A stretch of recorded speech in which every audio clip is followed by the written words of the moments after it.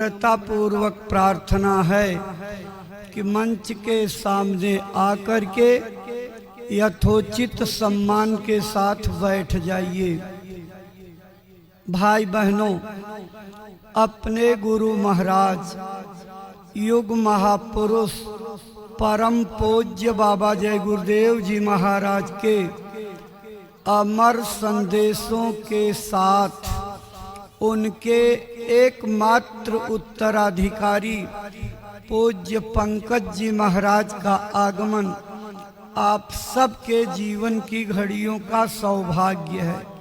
सत्संग में भारत के सनातन अध्यात्मवाद का वो गहरा, खुला, रहस्यमयी, सरल शब्दों का संदेश सुनने को मिलेगा जो आज तक की जिंदगी में आपको किसी कथा भागवत कीर्तन में अभी तक नहीं सुनने को मिला होगा। भाई बहनों, सत्संग के बीच में पूज्य महाराज जी जीवन की अनमोल वस्तु बांटेंगे। वो क्या? जीते जी भगवान के पाने का सरल से सरल रास्ता, जिसको किसी समय गुरु मंत्र, दीक्षा या उपदेश कहा जाता था। आज कलयुग में उसी का नाम बदल करके नामदान हो गया है। क्यों हो गया है?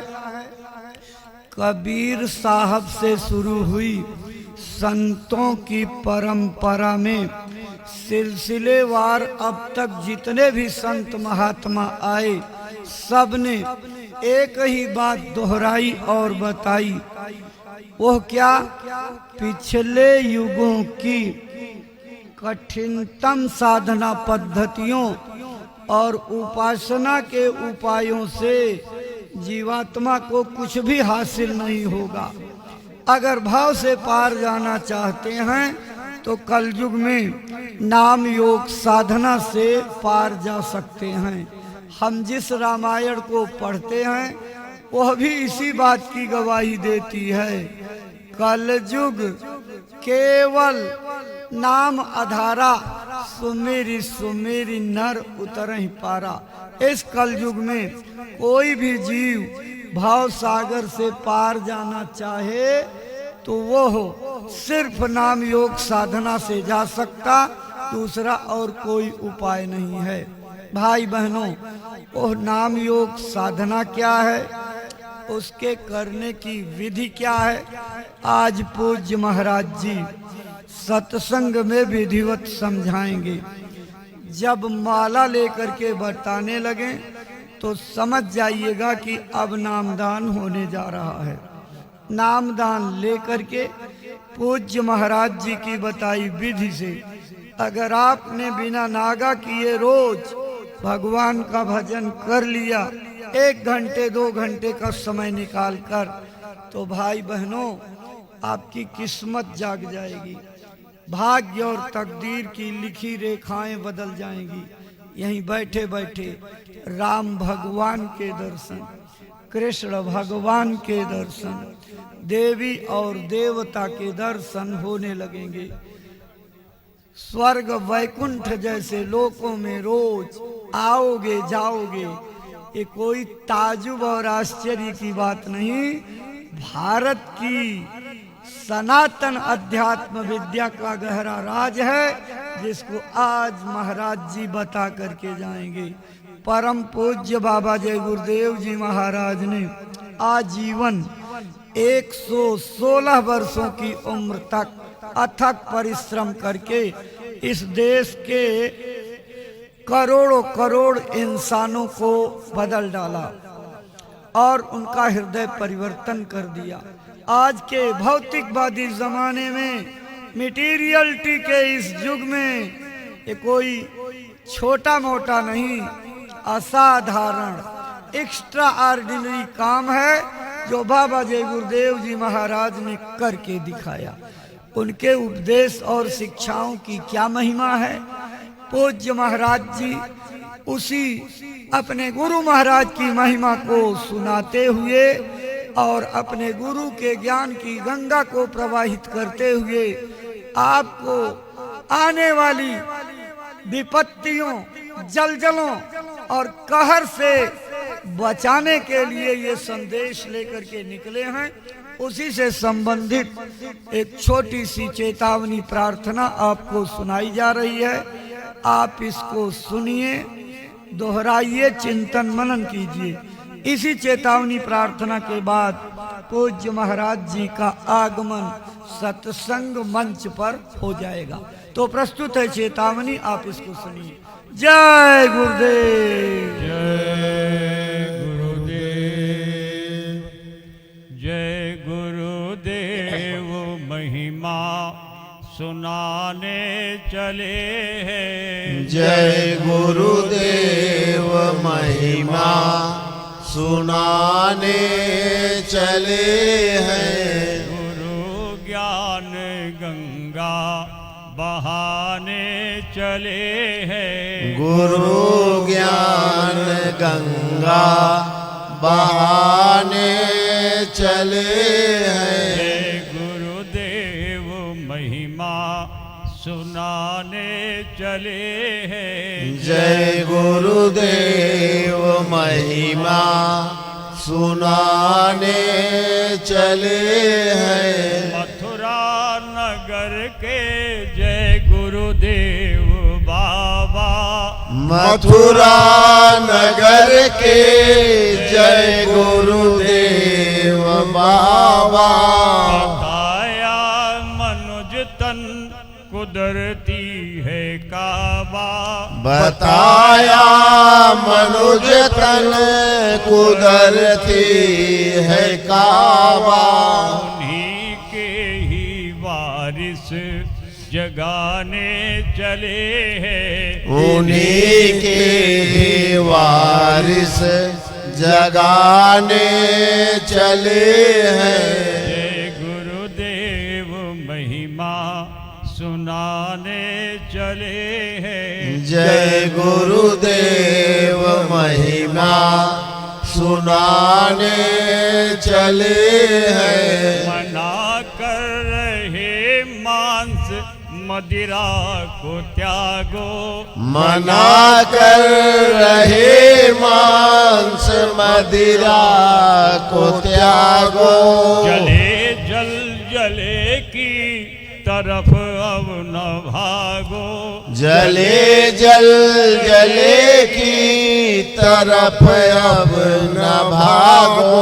कहर के जहर से बचाने चले हैं। कहर के जहर से बचाने चले हैं। गुरु ज्ञान गंगा बहाने चले हैं। गुरु ज्ञान गंगा बहाने चले हैं। चरित्र को उठाओ यही असली पूंजी। चरित्र को उठाओ यही असली पूंजी। मसीहा की आवाज दुनिया में गूंजी। मसीहा की आवाज दुनिया में गूंजी।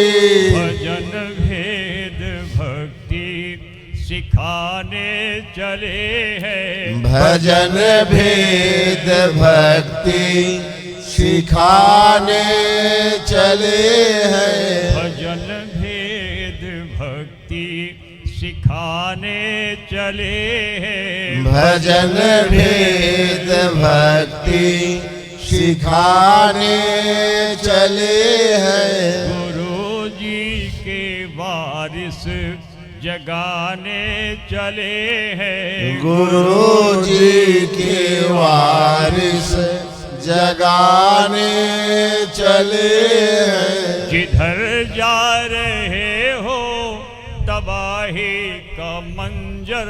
जिधर जा रहे हो तबाही का मंजर। जिधर जा रहे तबाही का मंजर।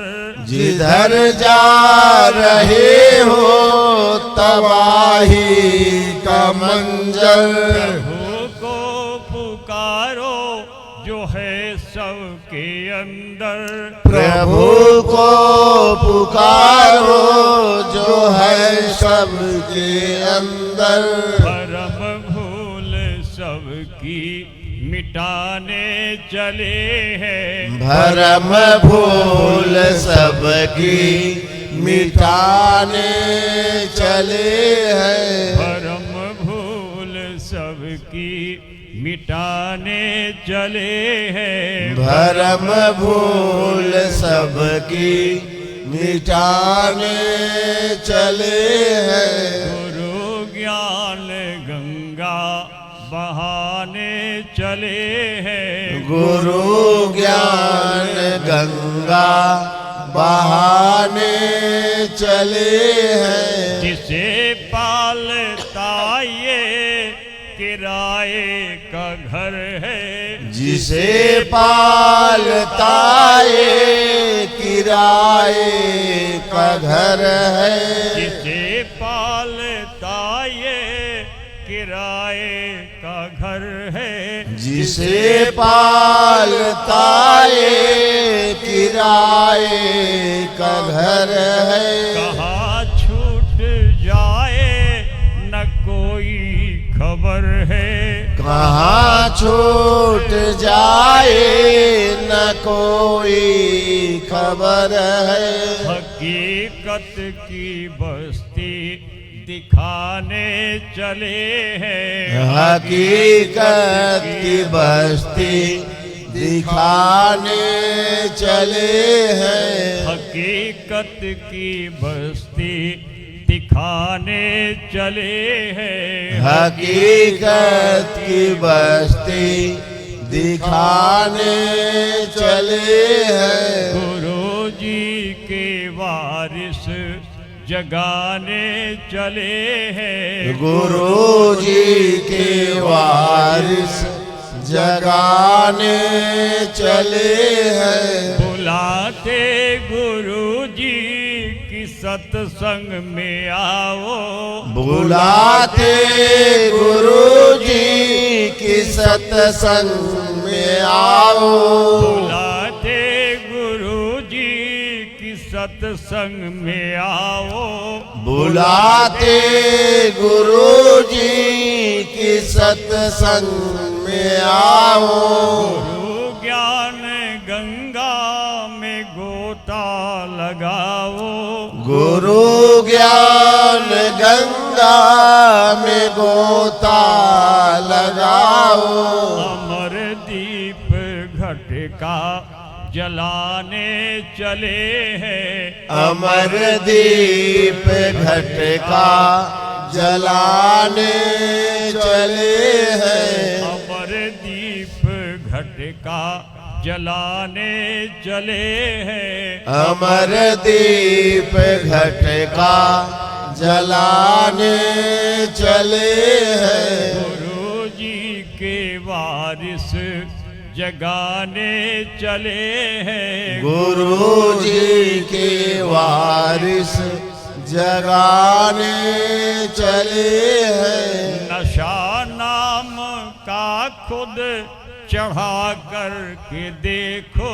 नशा नाम का खुद चढ़ा कर के देखो।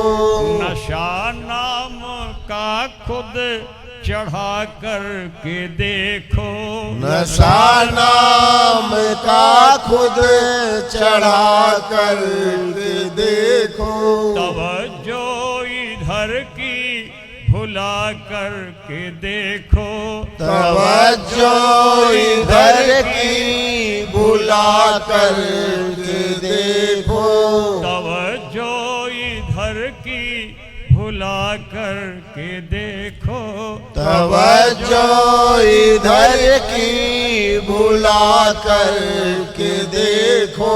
हवा प्रेम वाली बहाने चले हैं। हवा प्रेम वाली बहाने चले हैं। हवा प्रेम वाली बहाने चले हैं। हवा प्रेम वाली बहाने चले हैं। जय गुरुदेव महिमा सुनाने चले हैं। जय गुरुदेव महिमा सुनाने चले हैं। गुरु ज्ञान गंगा बहाने चले हैं। गुरु ज्ञान गंगा बहाने चले हैं।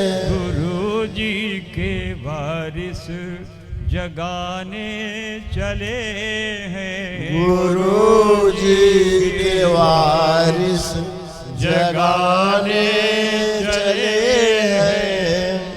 जय गुरुदेव। जय गुरुदेव। जय गुरुदेव। प्रतिष्ठित भाई बहनों, अभी आप चेतावनी प्रार्थना की पंक्तियां सुन रहे थे। जय गुरुदेव महिमा सुनाने चले हैं। गुरु ज्ञान गंगा बहाने चले हैं।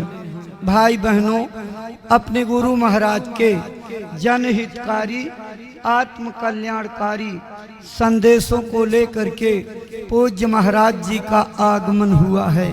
ये देव दुर्लभ मानव तन किस काम के लिए मिला और पूज्य महाराज जी का आगमन सत्संग मंच पर होने जा रहा है। आप सभी भाई बहन अपने स्थान पर खड़े होकर के पूज्य महाराज जी का स्वागत अभिनंदन वंदन कीजिए।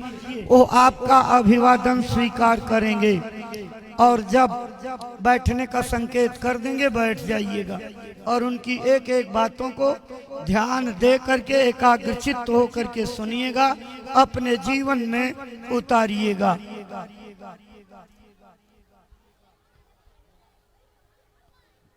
जय गुरुदेव। अपने गुरु महाराज के पावन चरण कमलों में श्रद्धा सुमन अर्पित करके दया कृपा और संभाल की प्रार्थना करते पूज्य महाराज जी।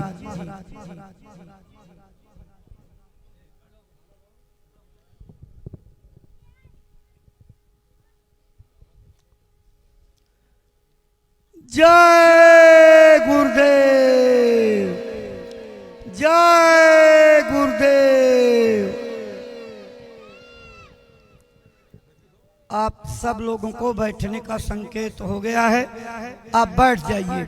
आप सबकी श्रद्धा भावनाओं को इकट्ठा करके यहाँ के सहयोगी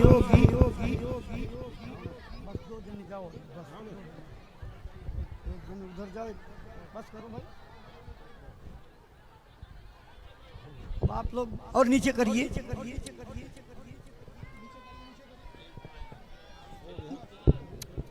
जय गुरुदेव। जय गुरुदेव।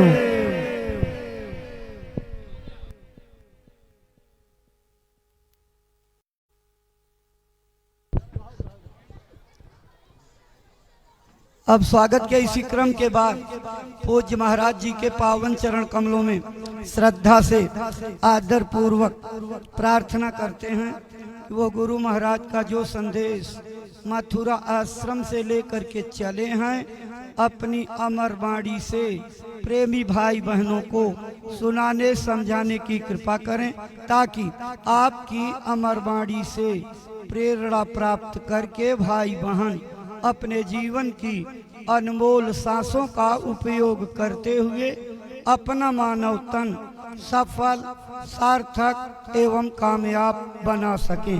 परम श्रद्धे पूज्य महाराज जी।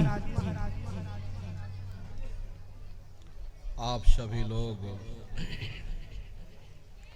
प्रेम के साथ में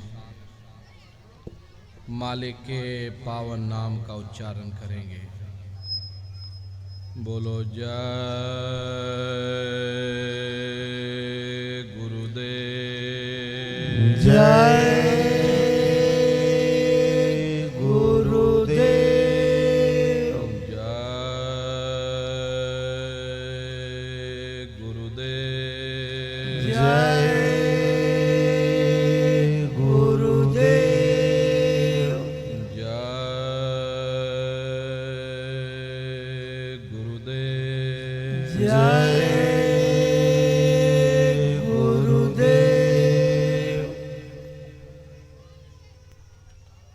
सर्वत्र विराजमान शब्द स्वरूप परम पूज्य स्वामी जी महाराज के श्री चरणों में कोटि कोटि नमन प्रणाम करते हुए इस सत्संग समारोह में पधारे हुए सभी सत्संगी धर्म प्रेमी भाई बहनों को सादर जय गुरुदेव। प्रेमी भाई बहनों, हम आप परम सौभाग्यशाली हैं। कैसे कलिकाल में हम लोगों को ये मानव तन, ये मनुष्य शरीर प्राप्त हुआ है।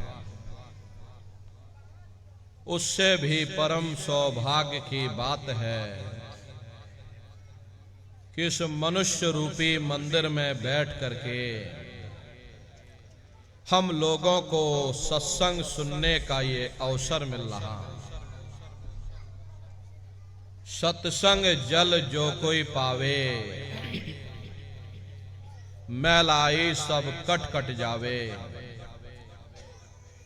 ये सत्संग है,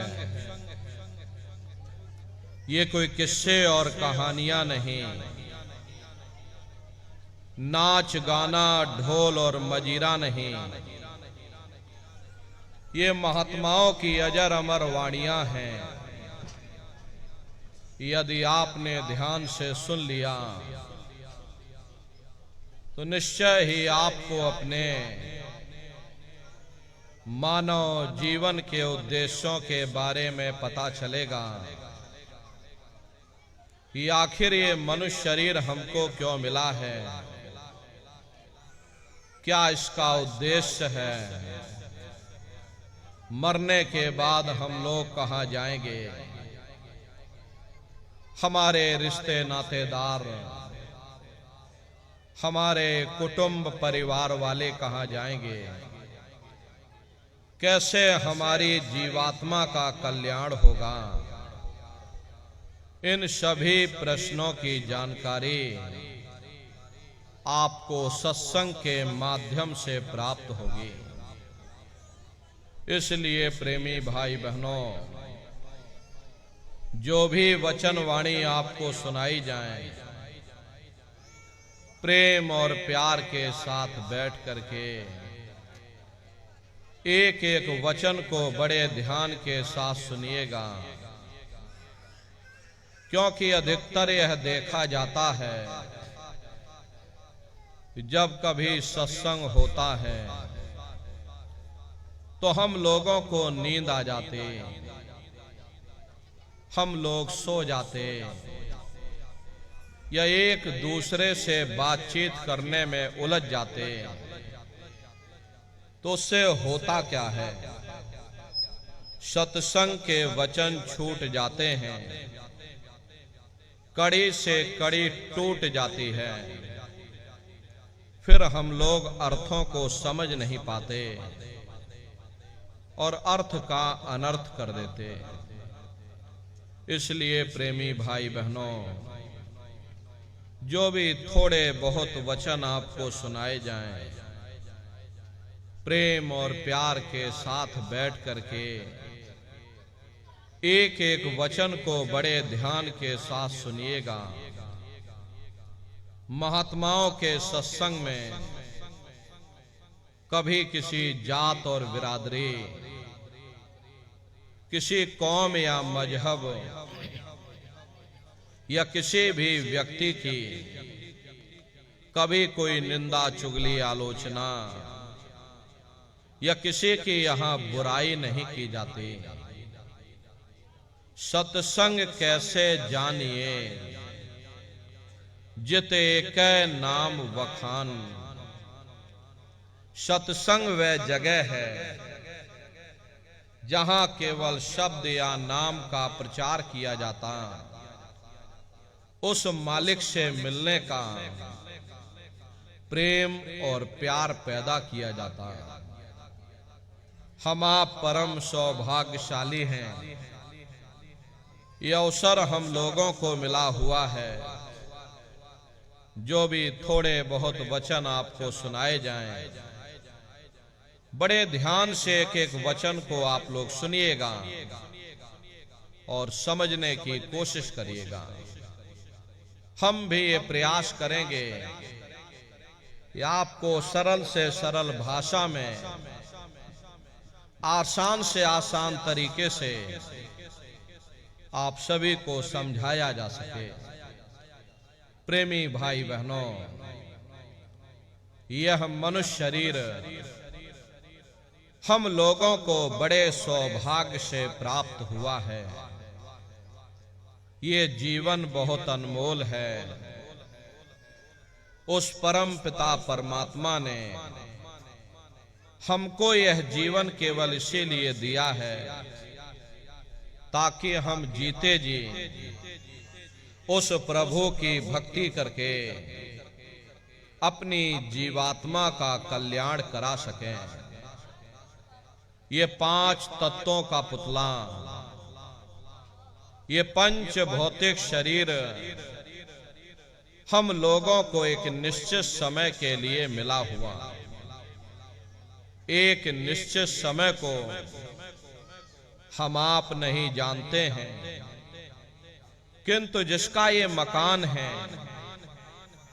जिसका ये शरीर है, वो अवश्य ही जानता है। और समय पूरा हो जाने पर मकान मालिक जबरदस्ती इस मकान को खाली करवा देगा। उस समय न जमीन जायदाद काम आएगी, ना ये धन और संपत्ति काम आएगी। जीवात्मा को निकाल करके इस शरीर से बाहर कर दिया जाएगा। ये शरीर हमारा आपका यही जमीन पर गिर पड़ेगा, क्योंकि जीवात्मा के निकल जाने के बाद में ये शरीर सिर्फ एक माटी का पुतला है, उससे ज्यादा कुछ भी नहीं। आप इस मिट्टी के पुतले को ले जाकर शमशान भूमि पर जला करके राख कर दोगे, हमारा आपका नाम, हमारी आपकी जात और बिरादरी उसे शमशान भूमि पर जल करके राख हो जाएगी। प्रेमी भाई बहनों, इस दुनिया में हित मित भाई बंधु, रिश्ते नातेदार, कुटुंब परिवार वाले, इनमें से कोई भी चीज तुम्हारी जीवात्मा को इस अधोगति से बचा नहीं सकती। हम कौन हैं? हम कहां से आए हैं? हमें जाना कहां है? ये मानव मात्र के लिए एक कठिन प्रश्न बना हुआ है। इस प्रश्न का हल तब तक नहीं होगा जब तक इस धराधाम पर कोई संत महात्मा फकीर ना मिल जाए। इसीलिए वह मालिक अति दया और कृपा करके संतों महात्माओं को धरती पर भेजते हैं, और संत महात्मा फकीर यहां पर आकर के हम जीवों को समझाने की कोशिश करते कि भाई हम आए वही देश से जहां तुम्हारो धाम, तुम सबको घर पहुंचावना एक हमारो काम। हम उसी देश से आए हैं जिस देश के तुम रहने वाले हो, परंतु तुम अपने सच्चे देश को छोड़ करके इस झूठे काल और माया के देश में फंस गए।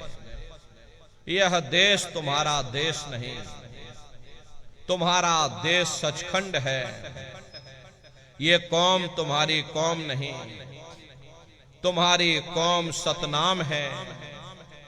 और ये जीवात्मा उस सतनाम रूपी समुद्र की बूंद है। इस बूंद को समुद्र से मिलाओ, यानी जीवात्मा को उस परमात्मा से मिलाओ। वो परमात्मा है, वो आपको मिलेगा, जीते जी मिलेगा, इसी मनुष्य शरीर में मिलेगा। इसी मनुष्य शरीर के अंदर जा करके परमात्मा से मिलने का वह एकमात्र दरवाजा है। उस दरवाजे का भेद केवल संतों महात्माओं को ही प्राप्त है। ये दुनिया के लोग, दुनिया की आवाम जनमानस दुनिया के ज्ञान को पढ़ करके अहंकार में डूबे रहते हैं कि हमसे बड़ा कोई ज्ञानी यहां धरती पर नहीं है। लेकिन उनको ये नहीं मालूम, जहां ये दुनिया का ज्ञान समाप्त होता है, उसी के सिर की चोटी से ये आध्यात्मवाद, आत्मा और परमात्मा का ये गूढ़ ज्ञान, रहस्य विज्ञान प्रारंभ होता। उस विज्ञान को पाने के लिए सबसे पहले यह जरूरी है कि पहले आप लोग मानवतावादी बनो। मानव धर्म और मानव कर्म को अपनाओ। अरे मानव धर्म क्या है? इंसान इंसान के काम आवे, एक दूसरे की निस्वार्थ भाव से सेवा करे, सत्य, दया, अहिंसा, प्रेम और करुणा आदि गुणों को अपने जीवन में उतार करके और किसी संत महात्मा की खोज करके उनके बताए हुए रास्तों पर चल करके उस मालिक की भक्ति करके अपनी जीवात्मा का कल्याण करा ले, यही इंसान का सबसे बड़ा मानव धर्म है। लेकिन आज इस कलकाल में ये दुनिया की आवाम जनमानस इंद्रियों के भोग और वासनाओं में, शराबों और कबाबों में, मांस और मदिरा में सुख ढूंढने की कोशिश कर रही। ये चरित्र पतन जैसे कार्यों को अपना करके ये अवाम जनमानस कैसे सुखी हो सकती है? पहले अपने चरित्र जैसे धन को इकट्ठा करो, क्योंकि चरित्र ही सब कुछ है। अरे चरित्र ही मानव धर्म की पूंजी है। ये दुनिया भर के रगड़े झगड़े, पिता पुत्र में लड़ाई, आदमी औरत में लड़ाई, घर परिवार में लड़ाई, समाज में लड़ाई, जातियों में लड़ाई, मुल्क में लड़ाई। अरे नारियों, ये इंसानों का काम नहीं है, ये हैवानों का काम है। इसलिए पहले आप इंसान बनो, चरित्रवान बनो, महात्माओं के नजदीक आओ। वे जो दया का प्रसाद दें, उसे खुशी खुशी लेकर के अपने निज घर को जाओ, जहां न फिर जन्मना है और ना ही फिर मरना है। इसीलिए हमारे गुरु महाराज परम संत बाबा जय गुरुदेव जी महाराज ने आवाम जनमानस के बीच में ये आवाज लगाई है, क्या इंसानों, तुम अपने मानव धर्म के रास्ते पर वापस आ जाओ और इस मानव मंदिर में बैठ करके भगवान का सच्चा भजन करो, जिससे तुम्हारी ये जीवात्मा नरकों में जाने से बच जाए। अरे हम माने ना माने, लेकिन संत महात्मा त्रिकालदर्शी होते हैं, वे सब कुछ जानते हैं। अगर हम उनके वचनों को मान जाएंगे तो हम लोग बच जाएंगे, नहीं तो खाई और खंदक में जाकर के गिर जाएंगे। इसीलिए अभी वक्त है उस मालिक से सच्ची प्रार्थना करने का, भगवान के सामने अपने गुनाहों की माफी मांगने का, धर्म मजहब के नाम पर लड़ने झगड़ने का नहीं, जात बिरादरी के नाम पर लड़ने झगड़ने का नहीं। अरे हमने बहुत लड़ लिया, बड़े बड़े झगड़े और फसादे की, बड़ी बड़ी नुक्ताचीनी की, सिवाय नफरत के हमको क्या मिला? नफरत की ऐसी ज्वाला जली जिसमें घर जल गया, परिवार जल गया, समाज जल गई, जातियां जल गई, अब सारा देश जल गया। इसीलिए सारी मानवता बहुत थक गई। हर कोई ऐसी छांव चाहता है जहां उसे ठंडक मिले, शांति और सुकून मिले, और ये सब वहीं मिल सकते हैं जहां शांत के संदेश होते, सुकून के संदेश होते, मानव धर्म और मानव कर्म के संदेश होते। और ये संदेश केवल संत महात्मा फकीर देते हैं जो समदर्शी होते हैं, जो समस्त जीवों के अंदर उस प्रभु के अंश को देखते हैं। ऐसे समदर्शी उन महात्माओं की खोज करो। ये मत देखना कि महात्मा किस जाति के हैं, महात्मा किस बिरादरी के हैं। अरे जातियां कर्म के अनुसार बनाई गई, जन्म के अनुसार नहीं। मनुष्य की एक ही जाति है, वो है मानव जाति। और इसी मानव जामे में बैठ करके हमें उस मालिक की भक्ति करनी है। प्रेमी भाई बहनों, सुपच जाति के भंगी थे, रैदास जी महाराज जाति के हरिजन थे, मीराबाई जाति की छत्राणी थी।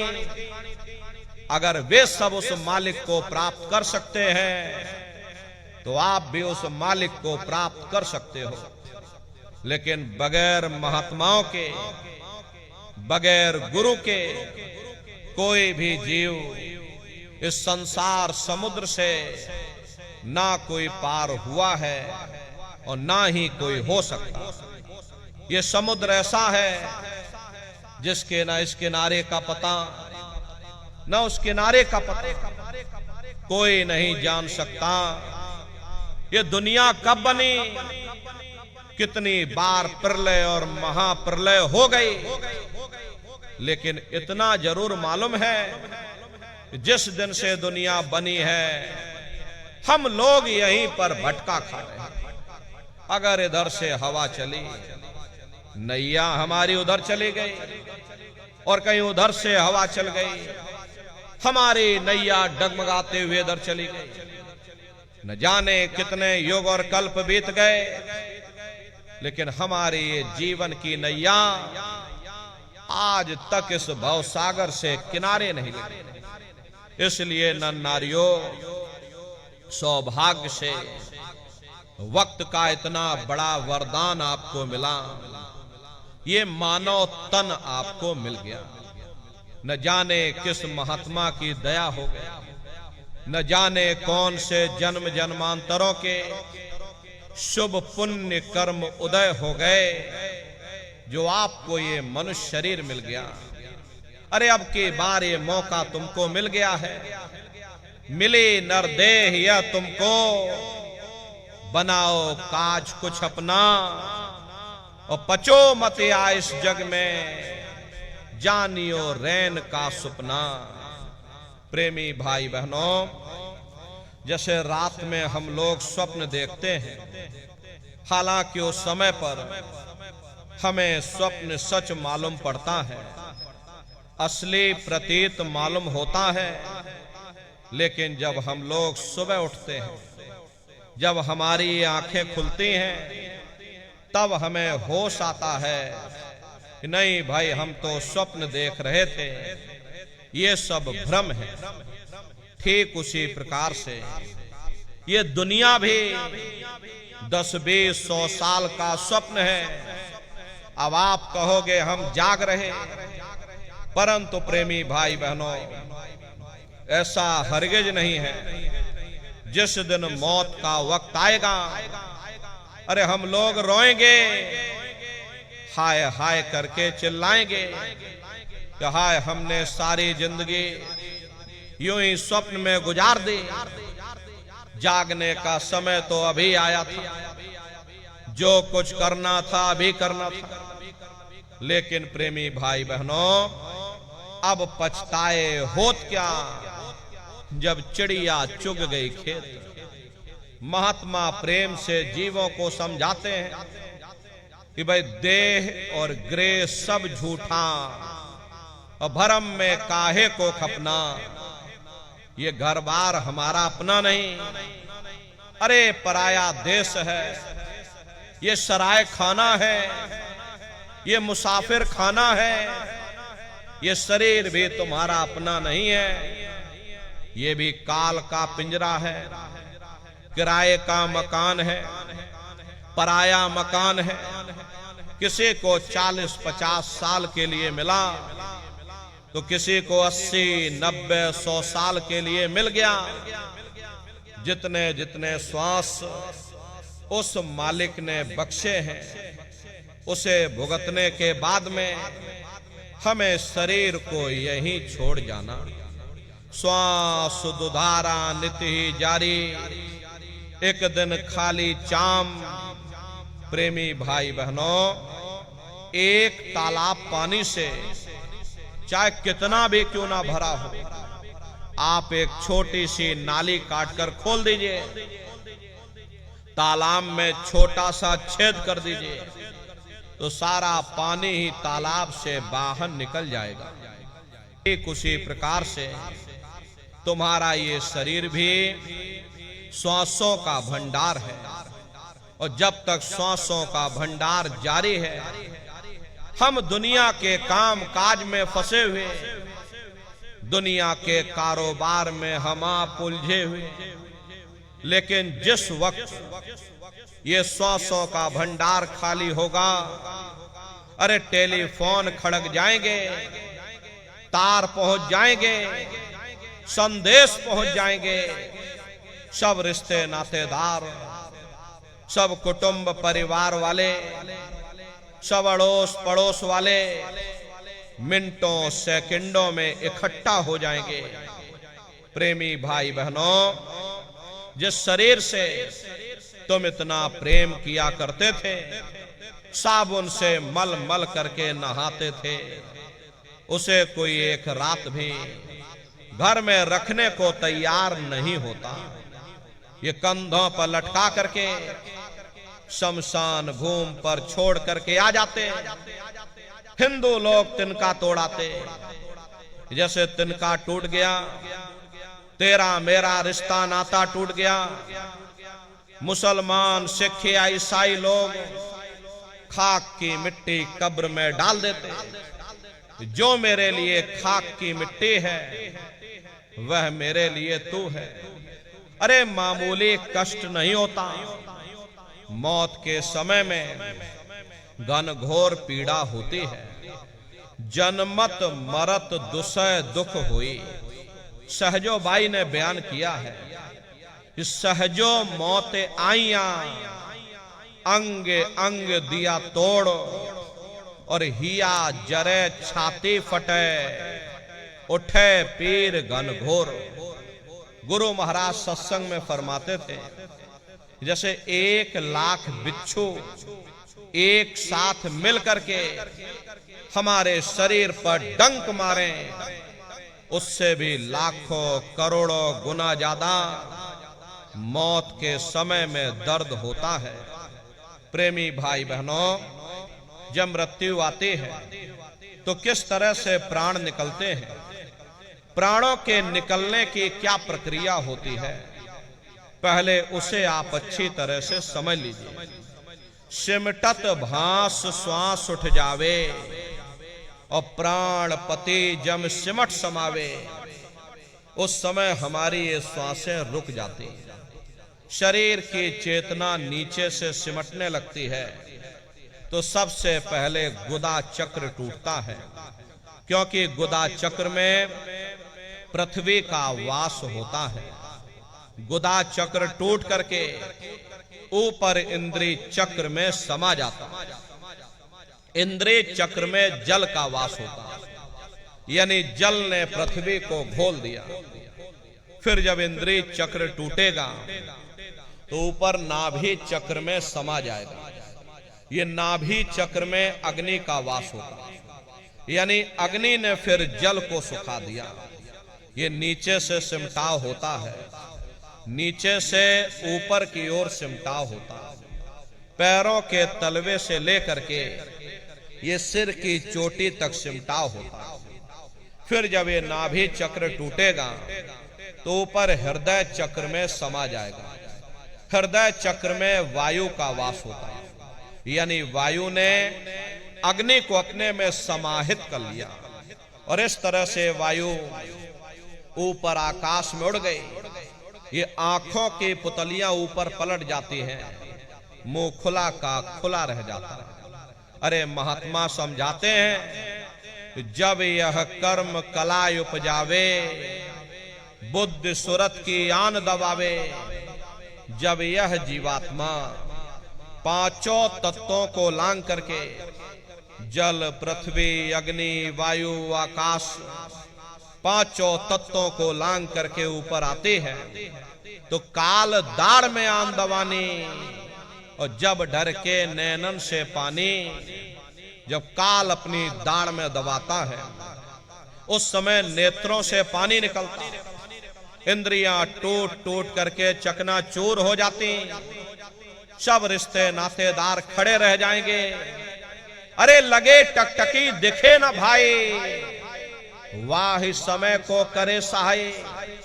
उस समय मरने वाला टकटकी लगाकर देखता है कि कोई मेरी मदद कर दे, कोई मेरी सहायता कर दे, कोई मुझे बचा ले।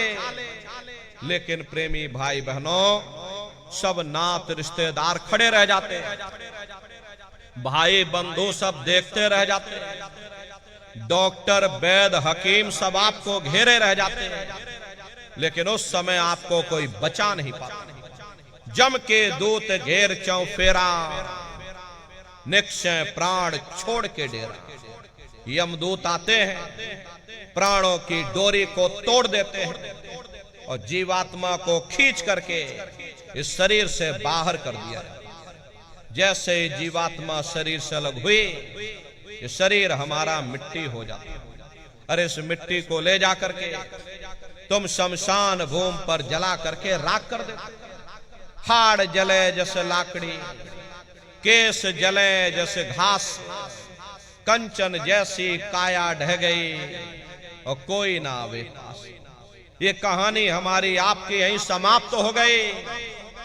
ये जात बिरादरी के रगड़े झगड़े, ये नाम, ये रुतबा, ये शानो शौकत, ये पद और प्रतिष्ठा, ये प्रधानी और ये कलेक्टरी, ये सब तुम्हारी यहीं धरी की धरी रही। ये कहानी समाप्त हो गई। लेकिन उधर देखो क्या होता, तुम्हारी जीवात्मा को ले जाकर के ऊपर धर्मराज की कचहरी में पेश कर दिया जाएगा। वहां पलक झपकते ही तुम्हारे अच्छे और बुरे कर्मों का हिसाब किताब हो जाए। धर्मराज तुमको सजा सुना देंगे, ले जाओ इनको फलाने नरक में डाल दो, क्योंकि मैंने इनको मौका दिया था।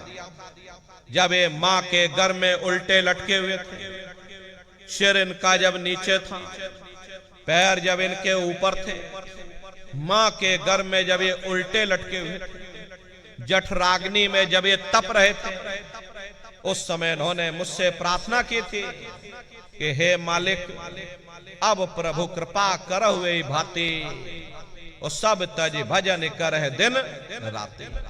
कि हे परमात्मा, इस बार हमको मौका दे दो, इस बार हमको मनुष्य शरीर दे दो, हम भजन करेंगे, भक्ति करेंगे, हम अपनी जीवात्मा का कल्याण करें, तो मैंने इनकी प्रार्थना को स्वीकार कर लिया और इनको मैंने सुंदर सा ये मनुष्य शरीर दे दिया और कह करके मैंने भेजा था कि भाई ये मनुष्य शरीर ये किराए का मकान है, ये तुम्हारा अपना नहीं है। अगर ये तुम्हारा अपना होता तो हमेशा तुम्हारे पास रहता, ये तुम्हारा अपना नहीं, ये मैंने तुमको कुछ समय के लिए किराए का ये मकान दिया है।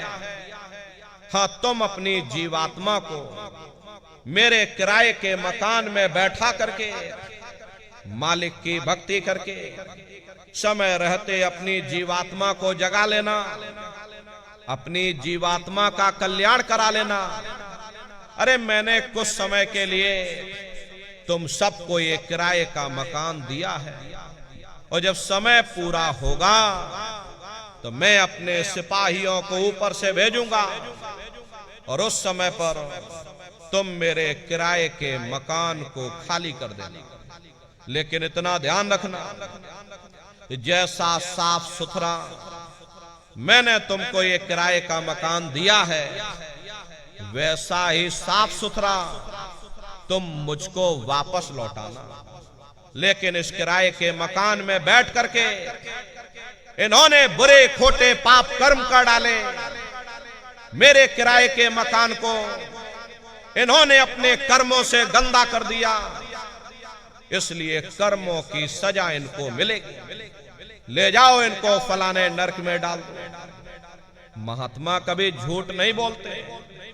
महात्माओं ने जब साधना किया, साधना करके जब ऊपर गए और ऊपर जा करके जब उन्होंने नरकों का हाल देखा, तो हमारी आपकी जानकारी के लिए उन्होंने धर्म ग्रंथों में लिख दिया, लोह के खंभ तपत के माही और जहां जीव को ले चिपटाई, वहां बड़े बड़े लोहे के खंबे अग्नि से धधक धधक कर लाल हो रहे। वाही समय की कहां सुनाई, लोहा अगन धमन धोकाई, जो धमन से धोक लोहारा, और लोहा जो अग्नि में डारा। जिस तरह से लोहार लोहे को अग्नि की भट्टी में तपा तपा करके लाल कर देता, ऐसे ही प्रेमी भाई बहनों उन नरकों में भी बड़े बड़े लोहे के खंबे अग्नि की भट्टी में तप करके लाल हो रहे। ऐसे खोटे जीवों को उन्हीं तपते हुए खंभों के ऊपर लिटा दिया जाता। अरे जीव हाय हाय करके तड़फता है, तड़फ तड़फ जीव जुलम बुखारी, और तपत खंब दुख उपजे भारी। असहनी वेदना होती है, असहनी दुख और दर्द होता है। जीव वहां रोता और चिल्लाता रहता, लाखों लाख जोजन मील तक अरे तुम्हारे रोने चीखने चिल्लाने की आवाज उन नरकों से होकर के गुजरती है। लेकिन प्रेमी भाई बहनों, वहां कोई तुम्हारी पुकार सुनने वाला नहीं, कोई तुम्हारी दर्द भरी आवाज को सुनने वाला नहीं। कभी कभी हम लोग सोचने लगते हैं, क्योंकि हम लोग होशियार लोग हैं, इसलिए मन में सोचने लगते हैं कि भाई हम तो जीवात्मा तो अजर अमर है। मान लो शरीर मिट्टी में मिल गया, अग्नि के सुपुर्द हो गया, ये शरीर जल करके राख हो गया, तो बची हमारी जीवात्मा। अब जीवात्मा तो अजर अमर है। नैनम छिंदति शस्त्राणी नैनम दहति पावकः। न हमारी जीवात्मा को कोई शस्त्र काट सकते हैं और ना ही हमारी जीवात्मा को कोई अग्नि जला सकती है। फिर भला हमारी जीवात्मा को कौन से नरकों की आग में जलाया जाएगा? भला हमारी जीवात्मा को फिर कौन सा कष्ट? तो इसे समझने की कोशिश करो। प्रेमी भाई बहनों, तुम्हारी जीवात्मा के ऊपर 4 प्रकार के कपड़े पहनाए जाते हैं। पहला है कारण कपड़ा, दूसरा है सूक्ष्म कपड़ा, तीसरा है लिंग कपड़ा और चौथा ये स्थूल कपड़ा है। ये पंच भौतिक शरीर जिसके अंदर तुम्हारी जीवात्मा बंद है, ये स्थूल शरीर है। जब ये स्थूल शरीर नष्ट हो जाएगा तब तुम्हारी ये जीवात्मा लिंग शरीर में आती है। लिंग शरीर 17 तत्वों का होता है। जितने भी देवी देवता भूत प्रेत जिन्न पिशाच होते, ये सभी लिंग शरीर में आते हैं। लिंग शरीर का जो भोजन होता है वो खुशबू यानी कि सुगंधी होता है। अगर किसी को घर में भूत प्रेत चढ़ा हो, आप उसे थोड़ा खुशबू सूंघा देना, खुशबू सूंघते सूंघते उसका पेट भर जाएगा, अपने आप धीरे धीरे शांत हो जाएगा। क्योंकि लिंग शरीर का जो भोजन होता है वो सुगंधी होता है। लिंग शरीर के ऊपर सूक्ष्म शरीर आता है। सूक्ष्म शरीर का जो भोजन होता है वो प्रकाश होता है। और सूक्ष्म शरीर के ऊपर कारण शरीर आता है। कारण शरीर का जो भोजन होता है वो शब्द यानी कि अमृत होता है। और कारण शरीर के ऊपर जब तुम्हारी ये जीवात्मा तीसरे मंडल पर पहुंच करके उस अमृत के सरोवर में जब तुम स्नान कर लोगे, तब तुम्हारी जीवात्मा के ऊपर से सारे कपड़े सारे खोल उतर जाएंगे। उस समय तुम्हारी जीवात्मा अपने असली स्वरूप में वापस आ जाएगी। इसका खुद का प्रकाश 16 सूर्य के बराबर हो जाएगा। तब तुम्हारी जीवात्मा को ना कोई शस्त्र काट सकते हैं और ना ही कोई अग्नि जला सकते। लेकिन जब तक तुम्हारी जीवात्मा इन शरीरों में बंद है, इन पिंजड़ों में बंद है, इन खोलों में बंद है, तुमको सुख और दुख की अनुभूति होती रहेगी। तो लिंग शरीर में ही तुम्हारी जीवात्मा को नरकों की आग में जलाया जाता है। अरे महात्मा कहते हैं नर के अनेक और हैं, कहाँ लग कहूं बखान, दुख भुगते यह जीव जो जाने जो भोग समान। कहते भाई एक नरक नहीं, ऐसे वहां पर अनेकों अनेक नरक बने हुए। गरुड़ पुराण में 36 प्रकार के नरकों का वर्णन किया गया। कुंभी नरक निदान यह है, पड़े जीव जग जाए, सिर समेत डूबा रहे और सदा नरक के माही। कुंभी नरक कल्प लो वासा, और मुख में नरक नाक में श्वासा। कल्प लो वासा यानी 1000 चौकड़ी युग का एक कल्प होता है।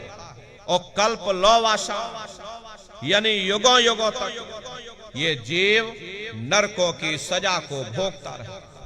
और नरकों की सजा भोगने के बाद में इन्हीं जीवों को सीधे मनुष्य शरीर दोबारा नहीं मिलेगा, बल्कि ले जाकर के 4 खान 84 लाख योनियों में डाल दिया जाएगा। जैसे बच्चा होता है, अब बच्चा पहले कक्षा 1 पास करेगा, फिर कक्षा 2 में जाएगा। ऐसे ही प्रेमी भाई बहनों वहां पर भी पूरा चैनल बना हुआ। नरकों की सजा भोगने के बाद में इन्हीं जीवों को 4 खान 84 लाख योनियों में डाल दिया जाता है। ये 4 खान 84 लाख योनियां ये कोई मामूली योनियां नहीं होती। 4 खान का मतलब होता है अंडज पिंडज उपमज स्थावर, ये 4 खाने होती हैं। पहली श्रेणी इन पेड़ पौधों की आती है जिनके अंदर पानी का तत्व मौजूद होता है। कभी ये भी मनुष्य हुआ करते थे, लेकिन आज अपने कर्मों का ये भोग पा रहे, एक जगह पर पेड़ बनके खड़े हुए। दूसरी श्रेणी कीड़े मकोड़ों की आती है जिनके अंदर पृथ्वी और अग्नि का तत्व मौजूद होता है। तीसरी श्रेणी पंछियों की आती है, चौथी चौपाए जानवरों की आती है, और 5वीं स्वयं इंसानों की आती है जिसके अंदर 5 तत्व जल पृथ्वी अग्नि वायु आकाश 5 तत्व मौजूद होते हैं। प्रेमी भाई बहनों, ये 4 खाने हैं, इनकी अलग अलग कुल 84 लाख योनियां होती हैं। अब आप पेड़ पौधों को ही देखिए तो आम का पेड़ अलग है, नीम का पेड़ अलग है, पीपल का पेड़ अलग है। ऐसे अलग अलग प्रजातियों के कीड़े मकोड़े, अलग अलग प्रजातियों के पशु और पंछी, कुल मिलाकर के 84 लाख योनियां हैं। हम दुनिया के जीव नरकों की सजा भोगने के बाद में इन्हीं 84 लाख योनियों में डाल दिए जाते हैं। अरे मामूली कष्ट नहीं होता। हमको आपको गर्मी लग गई तो हम लोग देखो छाया में आ गए, सर्दी लग गई कंबल रजाई ओढ़ लिया, भूख लग गई भोजन कर लिया, बीमार हो गए अस्पतालों में चले गए, अपना अपना इलाज करवा लिया। लेकिन देखो उन जानवरों को, क्या गर्मी, क्या सर्दी और क्या बरसात। एक एक रोटी के टुकड़े के लिए बेचारे दर बदर रोड पर भटकते रहते। किसी का हाथ कट गया, किसी का पैर कट गया, किसी को आपने जीते जी काट डाला, मुर्गी की पकड़ करके गर्दन ही घुमा डाली। अरे उनको भी दर्द होता है, उनको भी तकलीफ होती है, लेकिन वे बेचारे बेजुबान हैं, कुछ बोल नहीं पाते, कुछ बता नहीं पाते। हम लोगों के अंदर ये जुबान है, हम लोग बोल बता देते, वे सिर्फ रोते और चिल्लाते रहते।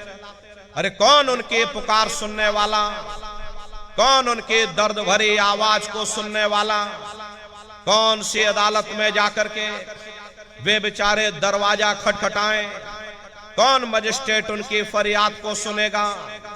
प्रेमी भाई बहनों, कोई सुनने वाला नहीं है। अरे कई जन्म भय कीट पतंगा, कई जन्म भय मीन कुरंगा, कई जन्म पंखी सरफोयो, कई जन्म हैवर वृक्ष जोयो, मिल जगदीश मिलन की वरिया, चिरंकार यह देश सजरिया। करोड़ों करोड़ युगों से हम आप नरकों की सजा भोगने के बाद में फिर कभी कीड़े पतंगों की योनि में डाल दिए जाते, कभी पेड़ पौधों की योनि में डाल दिए जाते, तो कभी हम लोगों को अपने अपने कर्मानुसार पशु और पंछियों की योनि में डाल दिया जाता। प्रेमी भाई बहनों, 84 लाख योनियों की सबसे जो आखिरी योनि होती है वो गाय और बैल की योनि होती है। गाय स्त्री का रूप लेते हैं और बैल पुरुष का रूप लेते हैं। ये 84 लाख योनियों की सबसे आखिरी योनि यानी कि अंतिम पायदान होता है। उसके बाद तब जाकर के हम लोगों को दोबारा फिर से मनुष्य शरीर प्राप्त होता। इसीलिए कहा गया बड़े भाग्य मानुष तन पाया, कोट जन्म जब भटका खट। कोटान कोट जन्म जन्मांतरों तक अलग अलग योनियों में भटकने के बाद में तब बड़े सौभाग्य से तुम लोगों को ये मनुष्य शरीर प्राप्त हुआ है। लेकिन बड़े अफसोस की बात है, जैसे किसी को हीरा मिल गया, उसे हीरे की परख नहीं, उसने हीरे को ले जाकर गधे के गले में बांध दिया। ठीक उसी प्रकार से ये मनुष्य शरीर उत्तम से उत्तम है, लेकिन इंसान इसकी कद्र नहीं करता। खाने पीने ऐशो इशरत में, मोह ममता में अपने कीमती समय को और श्वासों की पूंजी को बर्बाद कर देता। रात गवायो सोए के और दिवस गवायो खाए, हीरा जन्म मोल था कौड़ी बदले जाए। भगवान राम ने कहा बड़े भाग्य मानुष तन पाया, सुर दुर्लभ सद ग्रंथ ही गाया। सुर कहते हैं देवताओं को, बड़े से बड़े देवी और देवता भी इस मनुष्य शरीर को पाने के लिए तरसते हैं, क्योंकि इसी मनुष्य रूपी मंदिर में बैठ करके हम आप उस परमात्मा की भक्ति कर सकते हैं। इसीलिए संतों महात्माओं ने इस पंच भौतिक शरीर को सच्चा हरि मंदिर कहकर याद किया। कि हरि मंदिर यह शरीर है, ज्ञान रतन प्रकट होए, ये असली हरि मंदिर है। जब भी वो परमात्मा मिलेगा, इसे हरि मंदिर के अंदर मिलेगा। इसे पंच भौतिक शरीर को ईसा मसीह साहब ने टेम्पल ऑफ लिविंग गॉड यानी जिंदा ईश्वर का मंदिर कहा। इसी पंच भौतिक शरीर को मुसलमान फकीरों ने कुदरती काबा कहकर याद किया। इसी पंच भौतिक शरीर को गुरु नानक साहब ने नर नारायणी देह कहकर याद किया। ये वो देह है जिसमें नारायण स्वयं विराजमान है। अरे वो नारायण जब भी मिलेंगे तुम्हें तुम्हारे अंदर मिलेंगे। यही कबीर साहब ने लिखा है, जो तिल माही तेल है, जो चकमक में आग, तेरा साईं तुझ में जाग सके तो जाग। जैसे तिल में तेल होता है, पत्थर में अग्नि होती है, ठीक उसी तरह से वो मालिक हर एक के घट घट में, हर एक के वजूद के अंदर बैठा हुआ। यही महात्माओं ने कहा कि कस्तूरी कुंडल बसे और मृग धूड़े बन माही, ऐसे घट घट राम हैं दुनिया देखे नाही। जैसे हिरन कस्तूरी की खुशबू को बाहर जंगलों में ढूंढता फिरता, हालांकि वो खुशबू उसके नाभि से होकर के आती है, वही हाल हम जीवों का है। हम दुनिया के जीव भी उस परमात्मा की खोज बाहर इस जड़ संसार में कर रहे। प्रेमी भाई बहनों, आप सभी लोग बुद्धिमान हो। अपनी अपनी बुद्धि से आप जरा स्वयं विचार करके देखिएगा कि जब उस परमात्मा ने हर इंसान को एक जैसा बनाया, आंख, कान, नाक, मुंह, हाथ, पांव एक जैसे दिए, तो हम आप ये कैसे सोच सकते हैं कि उसने हिंदुओं के लिए अपने मिलने का कोई और रास्ता बनाया होगा, या मुसलमान, सिख या ईसाइयों के लिए अपने मिलने का कोई और रास्ता। अरे मोको कहां ढूंढे रे बंदे, मैं तो तेरे पास में, ना तीरथ में ना मूरत में, मैं तो हूं विश्वास में। ना मैं तीरथ में मिलूंगा, ना मैं मूरत में मिलूंगा, ना मैं अन्य किसी कर्म कांड में मिलूंगा, ना मैं ग्रंथों में मिलूंगा, ना मैं पोथियों में मिलूंगा, और ना ही मैं इन किताबों में मिलूंगा। जो सारी उम्र बैठ करके तुम किताबें पढ़ते रहो, रात दिन ढोलक मजीरा बजा बजा करके उन चौपाइयों को तुम रटते रहो। अरे मैं जब भी मिलूंगा तो मैं तुम्हारे अंदर मिलूंगा। प्रेमी भाई बहनों, बड़ी सीधी सी बात है कि अगर खाना बनाने की किताब सारी उम्र बैठ करके तुम पढ़ते ही रहोगे कि भाई खाना ऐसे बनता है, खाना वैसे बनता है, खाने में नमक डाला जाता है, खाने में तेल डाला जाता है, और खाने में हल्दी डाली जाती है, और खाने में जीरा डाला जाता है, तो कभी तुम्हारा पेट नहीं भर सकता। जब तक आप खाना बनाओगे नहीं, उसे स्वयं खाओगे नहीं, कभी तुम्हारा पेट नहीं भर सकता। अरे हम वेदों की निंदा नहीं करते, हम ग्रंथों की निंदा नहीं करते, हम गीता, कुरान और बाइबल की निंदा नहीं करते। वेद, शास्त्र, गीता, कुरान, बाइबल, जितने भी हमारे धर्म ग्रंथ हैं, चिल्ला चिल्ला करके सब यही कह रहे कि भाई मनुष्य के अंदर अंड खंड ब्रह्मांड है, स्वयं वो परमात्मा तेरे अंदर बैठा। चलो अंदर चलो, अंदर चल करके उस परमात्मा का दर्शन दीदार करो। अब सवाल ये उठता है, भाई आखिर हम अपने अंदर जाकर के उस परमात्मा का दर्शन कैसे करेंगे? तो इसके लिए संतों महात्माओं ने केवल 3 साधन बताए। साधन 3 सारे वर्णे और साधन सब थोथे मां। इस कलयुग में उस मालिक को पाने के लिए महात्माओं ने केवल 3 पूजाएं बताई। पहला है सुमरन, दूसरा है ध्यान और तीसरा है भजन। सुमरन कहते हैं अपने गुरु को याद करना, ध्यान कहते हैं अपनी दिव्य दृष्टि को खोलना, और भजन कहते हैं कान में उंगली डाल करके उस शब्द को सुनना, उस नाम को सुनना, उस देववाणी आकाशवाणी को सुनना जो 24 घंटे तुम्हारे सब के अंदर गूंज रही। प्रेमी भाई बहनों, ये सुरत शब्द नाम योग की साधना है। जितने भी महात्मा धरती पर आए उस मालिक को पाया तो सुरत शब्द नाम योग की साधना करके ही पाया। देखिए, सबसे पहले कबीर साहब आए। कबीर साहब ने सुरत शब्द नाम योग की साधना जारी की। उसके बाद गुरु नानक साहब आए। गुरु नानक साहब ने भी सुरत शब्द नाम योग की साधना जारी की। उसके बाद और भी महात्मा आए, कबीर, नानक, दादू दरिया, भीखा, रविदास जी महाराज, पलटू साहब जी महाराज।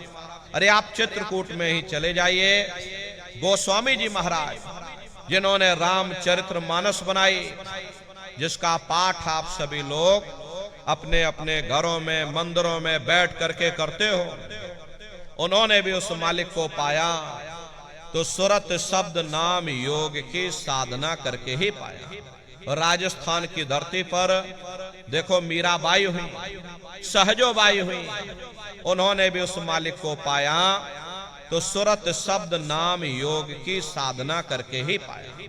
प्रेमी भाई बहनों, ये सुरत शब्द नाम योग की साधना है। इस साधना की 3 क्रियाएं हैं। पहला है सुमरन, दूसरा है ध्यान और तीसरा है भजन। तो कैसे आप लोग सुमरन करोगे, कैसे आप लोग ध्यान करोगे, कैसे आप लोग भजन करोगे? बहुत से नए प्रेमी भाई बहन यहाँ बैठे हुए, तो सुमरन, ध्यान और भजन आपको कैसे कैसे करना है आप सभी लोग अच्छी तरह से समझिएगा और फिर घर पर जाकर के करिएगा। तो सबसे पहले सुमरन कैसे किया जाएगा? सुमरन करने के लिए एक माला आप लोग ले लेना। ये देखिए प्रेमी भाई बहनों, 108 दाने की ये माला है। अपने अपने घरों में बैठ करके बाहर से अपनी आंख को बंद कर लेना और दोनों आंखों के मध्य भाग में अपने ध्यान को रोक करके और दाने दाने पर जय गुरुदेव नाम का उच्चारण करिएगा। हर दाने पर जय गुरुदेव नाम, हर दाने पर जय गुरुदेव नाम, जय गुरुदेव, जय गुरुदेव, जय गुरुदेव, जय गुरुदेव, कुल 108 बार करिएगा। दोबारा इसी जगह फिर वापस आ जाओगे। जब आप जय गुरुदेव नाम का उच्चारण करोगे तो दोनों आंखों के मध्य भाग में अपने ध्यान को रोक करके और दाने दाने पर अंदर अंदर जय गुरुदेव नाम का उच्चारण करिएगा। जिसको आप याद कर रहे हो, एक समय ऐसा आएगा वो अंतर में तुम्हारे सामने प्रकट हो जाएगा। उसके स्वरूप को देख लेना, फिर उसी के स्वरूप को याद करके जय गुरुदेव नाम का सुमरन सभी नए प्रेमी भाई बहन करिएगा। दूसरी बार फिर यहीं से जय गुरुदेव नाम का सुमरन, तीसरी बार फिर यहीं से जय गुरुदेव नाम का सुमरन, चौथी बार फिर यहीं से जय गुरुदेव नाम का सुमरन, पांचवी बार फिर यहीं से जय गुरुदेव नाम का सुमरन। इस तरह से कुल 8 बार जय गुरुदेव नाम का सुमरन सभी नए प्रेमी भाई बहन करिएगा। और 8 बार करने के बाद में ये माला आप रख देना। प्रेमी भाई बहनों, ये जय गुरुदेव नाम किसी साधारण इंसान का नाम नहीं, ये स्वयं उस अनामी महाप्रभु का नाम है। समय समय पर संत महात्मा अपने अपने समय पर आकर के अपनी साधना के द्वारा उस मालिक के नाम को जगाते हैं, उस मालिक के नाम को सिद्ध करते हैं। जैसे कबीर साहब आए, कबीर साहब ने साहिब नाम सिद्ध किया। गुरु नानक साहब आए, गुरु नानक साहब ने वाह गुरु नाम सिद्ध किया। गोस्वामी जी महाराज आए, गोस्वामी जी महाराज ने राम नाम सिद्ध किया। मीराबाई आई, मीराबाई ने गिरधर नाम सिद्ध किया। सूरदास जी महाराज आए तो सूरदास जी महाराज ने श्याम नाम सिद्ध किया। इसी तरह से हमारे गुरु महाराज जय गुरुदेव नाम सिद्ध करके गए।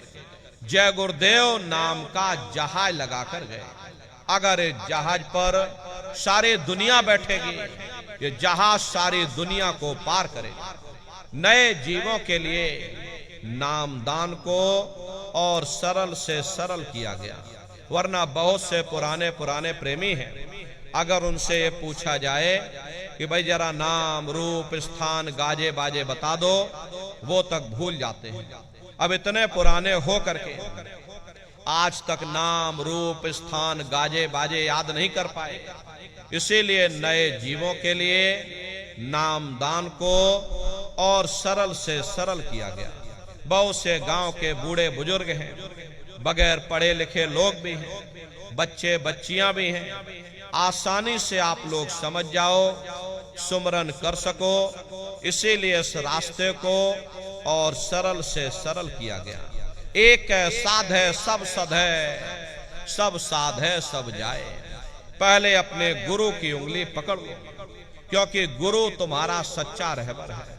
गुरु बिन भव निज तरह न कोई, बगैर गुरु के तुम्हारी ये जीवात्मा इस भव सागर से पार नहीं जा सकती। गुरु गोविंद दो खड़े काके लागू पाई, बलिहारी गुरु आपने जिन गोविंद दियो बताई। महिमा उन्हीं की है जिन्होंने उस गोविंद को लखा दिया। इस संसार में हमारे 3 तरह के गुरु होते हैं।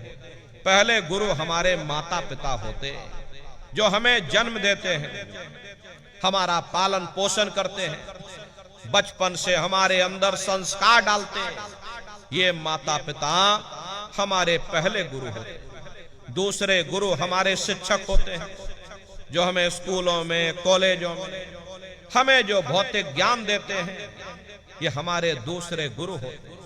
तीसरे हमारे आध्यात्मिक गुरु होते, जो हमारी जीवात्मा को इस भवसागर से पार ले जाते। इसीलिए कहा गया है, गुरुर ब्रह्मा गुरुर विष्णु गुरुर्देवो महेश्वरः गुरुर साक्षात पर ब्रह्म तस्मै श्री गुरुवे नमः। 3 लोक 9 खंड में गुरु से बड़ा न कोई, करता करे न कर सके और गुरु करे सो होई। इसलिए प्रेमी भाई बहनों, साधना करने से पहले जय गुरुदेव नाम का सुमरन सभी नए प्रेमी भाई बहन करिएगा। और सुमरन करने के बाद में फिर आप लोग ध्यान पर बैठिएगा। दूसरा है ध्यान। ध्यान कहते हैं दृष्टि को एकाग्र करना, अपनी दिव्य दृष्टि को खोलना। कैसे आप लोग ध्यान करोगे, जरा अच्छी तरह से समझ लीजिए। अपने अपने घरों में पलथी मार करके आप लोग बैठिएगा। शरीर को टाइट मत करिएगा। बहुत से प्रेमी गलती कर देते हैं कि ध्यान के समय अपने शरीर को बिल्कुल टाइट कर देते हैं। यदि आप अपने शरीर को टाइट कर दोगे, ये शरीर आपका थक जाएगा, फिर शरीर ढीला पड़ जाएगा, फिर जैसे के तैसे हो जाओगे। इसलिए पहले से ही अपने शरीर को बिल्कुल ढीला छोड़ दें। जितना आराम से आप बैठोगे उतना आपके लिए अच्छा रहेगा। तो अपने अपने घरों में पलथी मार करके ढीले बदन से आराम से बैठ जाना। बाहर से अपनी आंखों को बंद कर लेना और दोनों आंखों के मध्य भाग में दूर सामने देखिएगा तो सामने आपको अंधेरा दिखाई पड़ेगा। जब आप अपने बाहर की आंख को बंद कर लोगे और अंतर में सामने देखोगे तो सामने आपको अंधेरा दिखाई देगा। बस उसी अंधेरे में एक जगह पर आप अपनी दृष्टि को रोकिएगा। होशियारी यही रहे, ये आंखों की पुतलियां हिलने ना पाए। शुरुआती समय में ये आंखों की पुतलियां अंदर अंदर हिलेंगी, लेकिन जब आप रोज रोज अभ्यास करोगे, करत करत अभ्यास ते जड़ मत होत सुजान, जब अभ्यास करते रहोगे तो आंखों की पुतलियां हिलना बंद हो जाएंगी। तो दूर सामने अंधेरे में एक जगह पर आप अपनी दृष्टि को रोकिएगा या उस अंधेरे को लगातार देखते रहना। दृष्टि अपने आप अंधेरे में रुक जाएगी। उस समय किसी के बारे में सोचना नहीं, किसी के बारे में विचार मत करिएगा। विचार करने की आदत हमारे अंदर पहले से पड़ी हुई है। हम किसी भी व्यक्ति को देखते हैं, देखने से पहले ही हम उसके बारे में तरह तरह के विचार करने लग जाते हैं। रात को सोते समय भी हम कुछ न कुछ विचार करते ही रहते हैं। या तो हम भविष्य के बारे में सोचते हैं या हम अपने बीते हुए कल के बारे में सोचते हैं। प्रेमी भाई बहनों, ध्यान के समय पर ना आपको भविष्य के बारे में सोचना है, ना आपको अपने अतीत के बारे में सोचना है। आपको वर्तमान में जीना है। वर्तमान में जीने का नाम ही ध्यान है। एक टक होकर के सामने उस अंधेरे को लगातार देखते रहे। किसी के बारे में सोचना नहीं, किसी के बारे में विचार मत करिएगा। शरीर को बिल्कुल हिलाना नहीं, शून्य होकर के, शांत चित्त होकर के बस सामने उस अंधेरे को लगातार देखते रहो। देखते देखते देखते देखते एक समय ऐसा आएगा कि आपकी दृष्टि उस अंधेरे में रुक जाएगी। और जैसे ही आपकी दृष्टि अंधेरे में रुकेगी तो सुई की नोक के बराबर काले में भी काला बिंदु, बड़ा चमकीला बिंदु होगा। तारे की तरह चम चम चम चम चमकेगा। वो चमकता हुआ तारे जैसा बिंदु आपको सामने दिखाई पड़ेगा। लेकिन बिंदु जब दिखाई पड़ेगा जब आपकी दृष्टि उस अंधेरे में रुक जाएगी। जैसे ही आपकी दृष्टि अंधेरे में रुकेगी, वो तारे की तरह चमकता हुआ बिंदु आपको सामने अंधेरे में चमकता हुआ दिखाई देगा। वही बिंदु दरवाजा है, वही बिंदु खिड़की है। उसी को हरि का द्वार यानी कि हरिद्वार कहा गया। बहुत विशाल वो दरवाजा है। ये संसार कुछ नहीं। ऐसे तुम लाखों संसार इकट्ठे करके एक साथ दरवाजे के अंदर डाल दो, पता तक नहीं चलेगा। इतना विशाल वो हरि का द्वार तुम्हारे सब के अंदर बना हुआ है। एक छोटे से बीज को लेकर के हम आपसे कहें कि इस बीज के अंदर बहुत बड़ा पेड़ है तो आप भरोसा नहीं करोगे। लेकिन उस छोटे से बीज को जब आप जमीन में गाड़ दोगे, थोड़ा खाद पानी दोगे, तो वो बीज अंकुरित हो जाएगा। उसमें से विशाल लताएं भी निकलेंगी, विशाल शाखाएं भी निकलेंगी, विशाल वृक्ष का रूप भी लेगा। उसमें से फल और फूल भी निकलेंगे।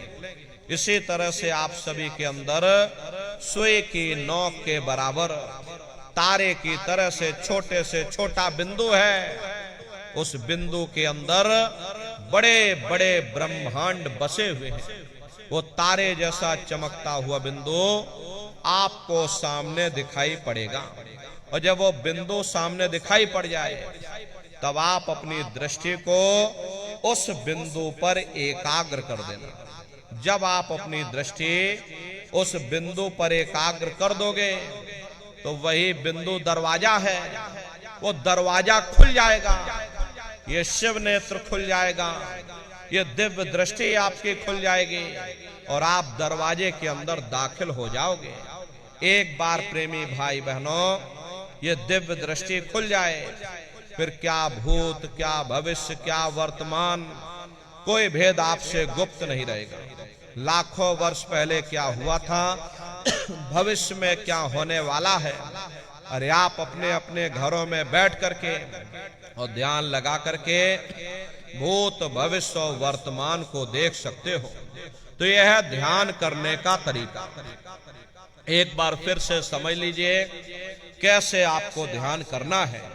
अपने अपने घरों में पलथी मार करके बैठ जाना, बाहर से अपनी आंखों को बंद कर लेना, दोनों आंखों के बीचों बीच में दूर सामने देखिएगा तो सामने आपको अंधेरा दिखाई पड़ेगा।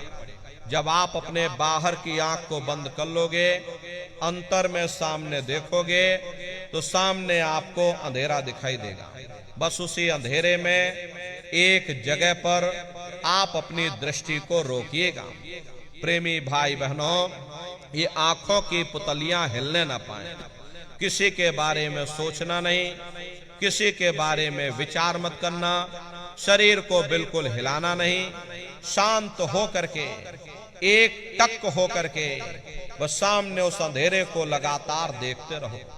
जितना देर आपसे बन सके एक जगह बैठ करके आप उस अंधेरे को लगातार देखते रहना।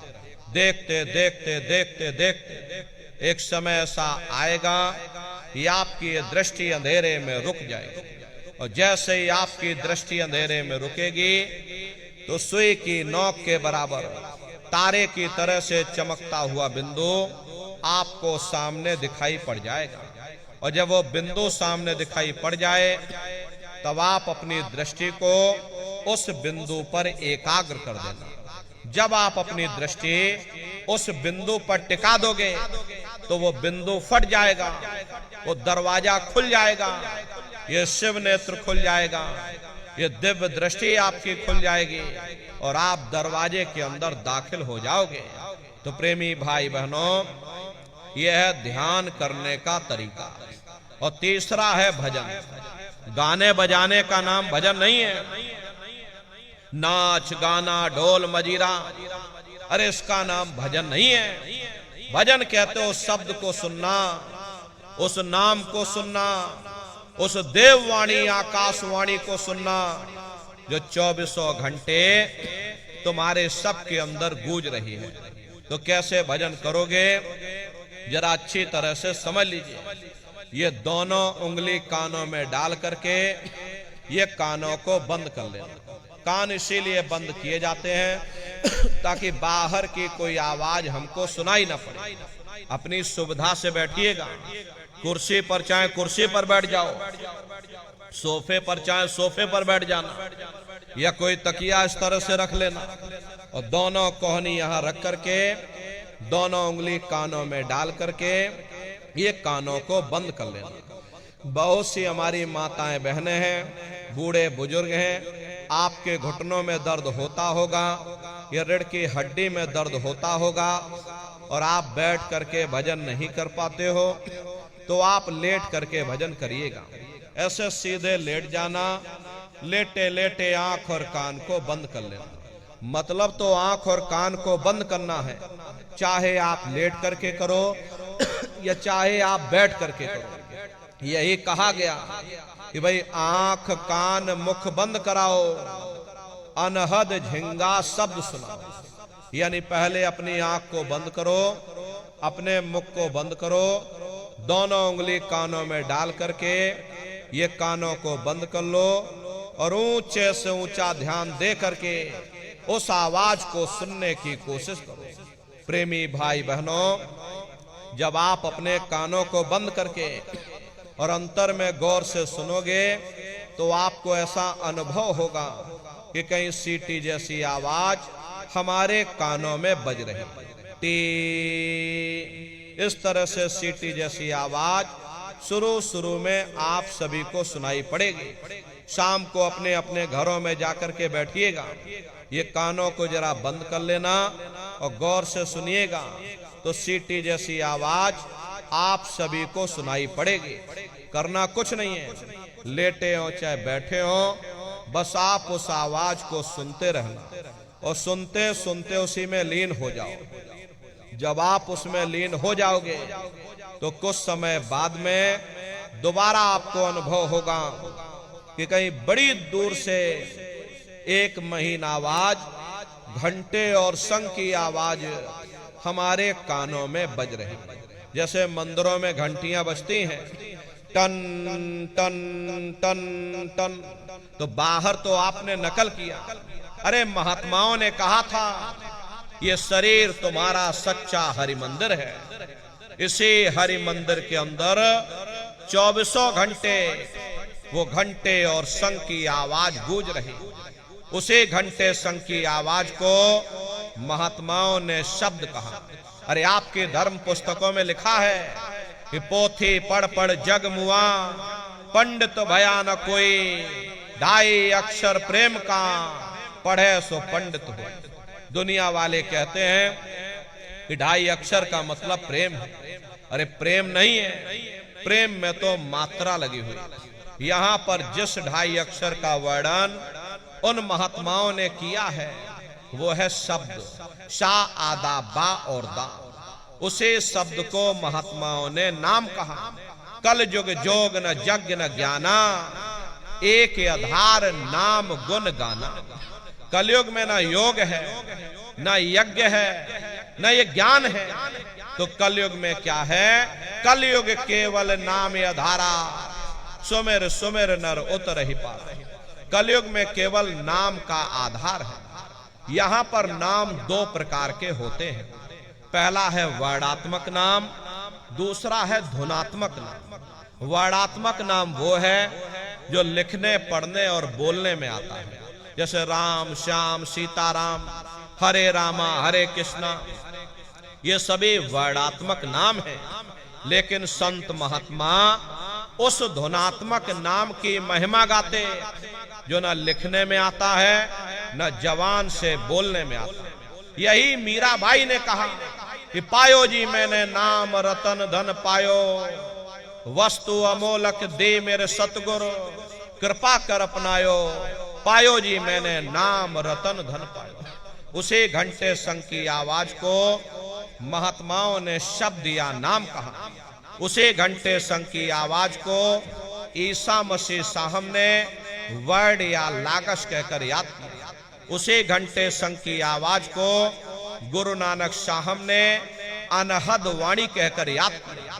उसी घंटे शंख की आवाज को मुसलमान फकीरों ने कलमा कहकर याद किया। उसी घंटे शंख की आवाज को चीन में जो महात्मा हुए उन्होंने ताओ कहकर याद किया, और हिंदू महात्माओं ने इसे देववाणी आकाशवाणी कहकर याद किया। उन अलग अलग महात्माओं ने छोड़ देना और घंटे शंख की आवाज को पकड़ लेना, क्योंकि सीटी की आवाज सिर्फ एक माध्यम है, आपको असली आवाज तक पहुंचा देगी। और जब असली आवाज मिल जाए, यानी घंटे और शंख की आवाज सुनाई पड़ने लग जाए, तब आप सीटी की आवाज को छोड़ देना और घंटे शंख की आवाज को पकड़ लेना, उसको सुनने लग जाना।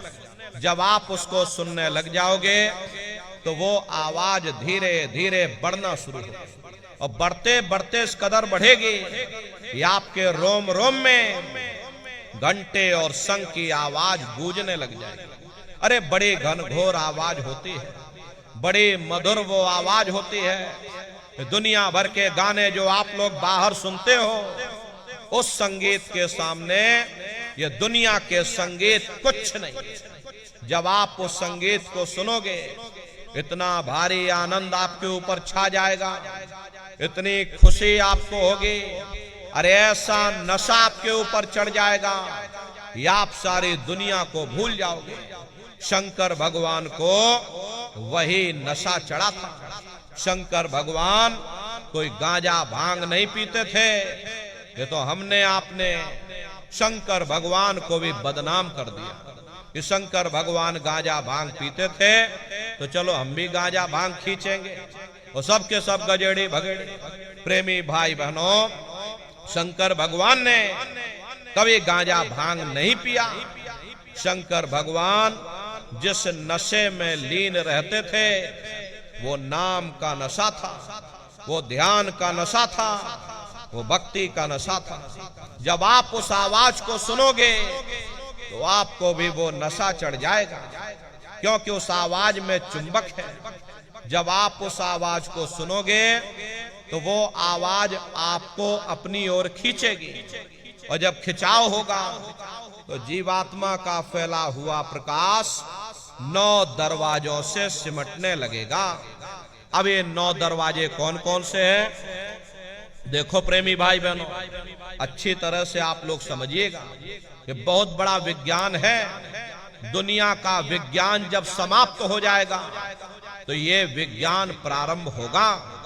यही सच्चा सनातन विज्ञान है जो ऋषियों मुनियों ने समझाया, जो आदि अनाद काल से चला आ रहा, जिसको ये संसार भूल गया और बाहरी पाखंड में और कर्म कांडों में उलझ गया। तो आज सच्चे सनातन विज्ञान को समझने की जरूरत है। तो ये 9 दरवाजे कौन कौन से हैं? 2 आंख, 2 कान, 2 नाक के सुराख, 1 मुंह, 2 मलमूत्र का रास्ता, ये शरीर के 9 दरवाजे हैं। सबसे पहला दरवाजा गुदा चक्र आता है। गुदा चक्र में गणेश जी वास करते हैं। गणेश जी वहां के मालिक हैं। 4 दल का कवल है। यहाँ पर पृथ्वी तत्व पाया जाता है। उसके ऊपर इंद्रिय चक्र आता है। इंद्रिय चक्र में ब्रह्मा जी वास करते हैं। ब्रह्मा जी वहां के मालिक हैं। ये 6 दल का कवल है। यहाँ पर जल तत्व पाया जाता है। उसके ऊपर ये नाभि चक्र आता है। नाभि चक्र में विष्णु जी वास करते हैं। विष्णु जी यहाँ के मालिक हैं। ये 8 दल का कवल है। यहाँ पर अग्नि तत्व पाया जाता है। उसके ऊपर ये हृदय चक्र है। हृदय चक्र में शिव जी वास करते हैं। शिव जी यहाँ के मालिक हैं। ये 12 दल का कवल है। यहाँ पर वायु तत्व पाया जाता है। अरे वास तो वो ऊपरी मंडलों में, ऊपरी लोकों में वास करते हैं, लेकिन उनका प्रकाश, उनकी किरणें इन चक्रों पर पड़ती हैं। उसी के ऊपर एक कंठ चक्र आता है। यहाँ पर आद्या महाशक्ति की किरणें पड़ती हैं। ये 16 दल का कवल है। और आप सबसे ऊपर, तुम्हारी जीवात्मा सबसे ऊपर दोनों आंखों के बीचों बीच में बैठी है, जहां पर ये देवियां बिंदी लगाती हैं और पुरुष जहां पर ये टीका लगाते हैं। ये बिंदी और टीका यहाँ पर हम लोग इसीलिए लगाते हैं क्योंकि यहीं पर हमारी जीवात्मा बैठी है, उसका श्रृंगार किया जाता है। ये 10वां द्वार है जहां पर तुम्हारी ये जीवात्मा बैठी है। दोनों आंखों के मध्य भाग में, इसी को 10वां द्वार कहते हैं। अरे आप लोग रोज चौपाई गाते हो कि मंगल भवन अमंगल हारी, द्रव सुदशरथ अजर बिहारी। इसका अर्थ जरा समझने की कोशिश करो प्रेमी भाई बहनों। ये शरीर तुम्हारा मंगल भवन है, तुम्हें अमंगलों से बचाने वाला, तुम्हें नरकों चौरासियों से बचाने वाला ये पंच भौतिक शरीर ही तुम्हारा मंगल भवन है। इस मंगल भवन के 10 दरवाजे हैं और 10वें दरवाजे पर ये अजर बिहारी यानी कि तुम्हारी जीवात्मा बैठी है। और यहीं पर बैठ करके जीवात्मा अपने प्रकाश को 9 दरवाजों में फैलाती है, जिससे तुम्हारा ये शरीर चलता है, तुम्हारे हाथ चलते हैं, तुम्हारे ये पैर चलते हैं। जब आप भजन करोगे, उस घंटे शंख की आवाज को सुनोगे तो उस आवाज में चुंबक है। वो आवाज आपको अपनी ओर खींचेगी और जब खिंचाव होगा तो जीवात्मा का फैला हुआ प्रकाश 9 दरवाजों से सिमट करके यही 10वें दरवाजे पर इकट्ठा हो जाएगा। और जैसे ही सारी शक्ति, सारी चेतना सिमट करके यहाँ पर इकट्ठी हुई तो शब्द क्या काम करेगा? शब्द तुम्हारी जीवात्मा को खींच करके इस शरीर से बाहर कर देगा। फिर आप अपनी आंखों से देखिएगा कि हमारा शरीर ये है और हम ये खड़े। आप अपने शरीर से अलग हो जाओगे। जैसे चिड़िया होती है, चिड़िया घोंसले से निकल करके आसमानों की उड़ान भरती है, शाम को फिर अपने घोंसले में वापस आ जाती है।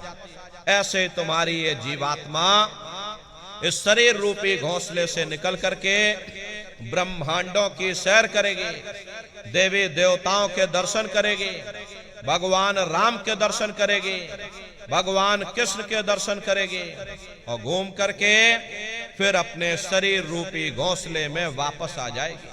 प्रेमी भाई बहनों, ये ब्रह्मा विष्णु महादेव जिनकी सारी दुनिया पूजा करती है, अरे आप सभी लोग ब्रह्मा विष्णु महादेव की पूजा करते हो और पूजा करते करते आपका ये जीवन बीत गया, लेकिन कभी तुमने विचार ये नहीं किया भाई जिनकी हम पूजा कर रहे हैं, आखिर ये ब्रह्मा विष्णु महादेव कौन है, ये कहां पर रहते हैं, ये क्या काम करते हैं, अरे इनके माँ बाप कौन है, भगवान राम कौन है, भगवान कृष्ण कौन है, ईश्वर कौन है, ब्रह्म कौन है, पर ब्रह्म कौन है, ये कहां पर रहते हैं। तो जरा संक्षिप्त में आप समझिएगा, क्योंकि अगर हम इसका वर्णन करेंगे तो हमको लाखों वर्ष लग जाएंगे, एक लोक का वर्णन नहीं हो पाएगा। इतने विशाल लोक इस आसमान के ऊपर बने हुए, वैज्ञानिक लोग इसकी खोज कर रहे हैं, कोई चंद्रमा तक चंद्रयान को भेज रहा, कोई मंगल ग्रह पर मंगलयान को भेज रहा, लेकिन प्रेमी भाई बहनों, इस संसार की धातु वहां नहीं पहुंच पाएगी। तो किन किन मंडलों को पार करते हुए तुम्हारी ये जीवात्मा अपने 5वें मंडल पर यानी कि सचखंड में पहुंचेगी। रास्ते में कौन कौन से देश मिलेंगे, उस देश के कौन कौन से राजा मिलेंगे, तो जरा संक्षिप्त में आप समझ लीजिए। प्रेमी भाई बहनों, जब आप भजन करोगे और घंटे और शंख की आवाज को सुनोगे, तो उसी घंटे शंख की आवाज को पकड़ करके ये जीवात्मा ब्रह्मांडों की चढ़ाई करती है। मान लो आप किसी जंगल में खो गए और चारों तरफ अंधेरा